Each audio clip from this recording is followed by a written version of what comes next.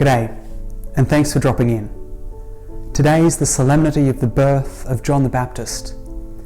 This is one of the few feast days where we don't go all Alice in Wonderland-esque and talk about the whole off with your head situation. Yesterday, and the day before, we spoke about two martyrs who lived out their Christian lives to the end, St. John Fisher and St. Thomas More.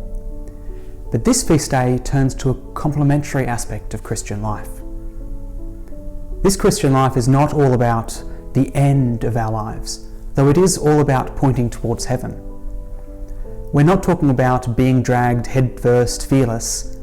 The birth of St. John the Baptist, on the other hand, is no tale of martyrdom. It's an opportunity to think about this today. Some key aspects of John the Baptist's birth on which we can meditate today include Mary's presence and belief in what was promised, preparing the way for the Lord, and praise of God. Mary was present, and the impact that this was can be seen in Elizabeth's greeting of her. Blessed is she who believed that what would be spoken to her would be fulfilled by the Lord.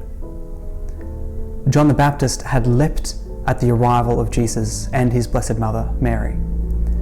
As Christians, we do not only bring Christ to others, as Mary did, but also respond to Christ's presence in others, to allow others to see it, just as John the Baptist did, allowing Elizabeth to recognise the arrival of Christ in Mary. John was to become the voice of one crying out in the wilderness, "Make straight the path of the Lord," says St. John's Gospel. However, even at the time of his birth, he was a sign to those around him that the Lord was with him. As Christians, we can follow the example of St. John the Baptist from his birth and grow in the same spirit that can be recognised in turn by others. John's arrival prompted one of the greatest prayers of praise of all time, the Benedictus. This prayer is prayed by all priests, religious, and many Christians around the world every morning. It's a praise of the coming of Christ, but prompted by the arrival of John and the witness that his birth was. As Christians, we can take heart in the same joy with which Zechariah announced his joy in the Lord at the arrival of his son, John.